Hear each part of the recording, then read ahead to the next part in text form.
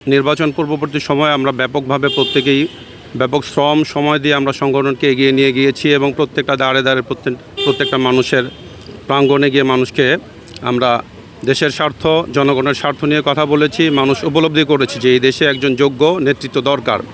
এই মুহূর্তে যেহেতু আমাদের দলের চেয়ারপারসন জনাব তারেক রহমান সাহেব উনি দীর্ঘ বিদেশে ছিলেন নির্যাতিত হওয়ার পরে এবং বিদেশ থেকে ওই দলকে পরিচালিত করেছেন, সঠিকভাবে দিক নির্দেশনা দিয়েছেন। তো তার নেতৃত্বে দল এখনও পর্যন্ত এই পর্যায়ে যে টিকে ছিল, এটা আল্লাহর কাছে আমরা অশেষ শুকরিয়া এবং তার প্রতিফলে এই দেশে জনগণ এবং আল্লাহর পক্ষ থেকে আসছে। মূলত আল্লাহর ফলাফলের সূত্র ধরেই আল্লাহ তাকে ক্ষমতা দিয়েছেন। এটা আমরা যে যত যাই কিছু বলি না কেন, ষড়যন্ত্রকারী এই দেশে ছিল, থাকবে।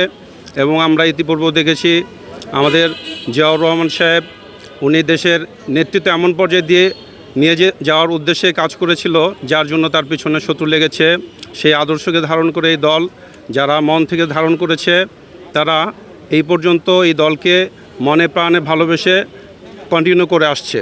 তো ইনশাআল্লাহ আমাদের প্রয়াত বেগম নেত্রী খালেদা জিয়া উনিও এই আদর্শকে লালন করে দেশ পরিচালনা করেছেন এবং আমরা আশা করব আমাদের তারেক রহমান সাহেবও দলকে সেই জায়গায় অবশ্যই প্রতিষ্ঠিত করবেন। এবং আমাদের বিএনপির নাম ভেঙে অনেক লোকজন আছে যারা দলকে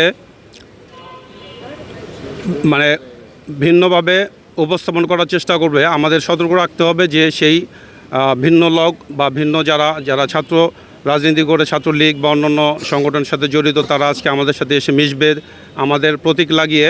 তো আমাদের সেই দৃষ্টি এবং আমাদের সজাগ দৃষ্টি রাখতে হবে, চোখ কান খোলা রাখতে হবে, যাতে আমাদের দলের কোনো রকম মান অক্ষুণ্ণ রেখে যাতে কোনো রকম বদনাম না করতে পারে, সেই ব্যাপারে আমরা সজাগ থাকবো ইনশাআল্লাহ।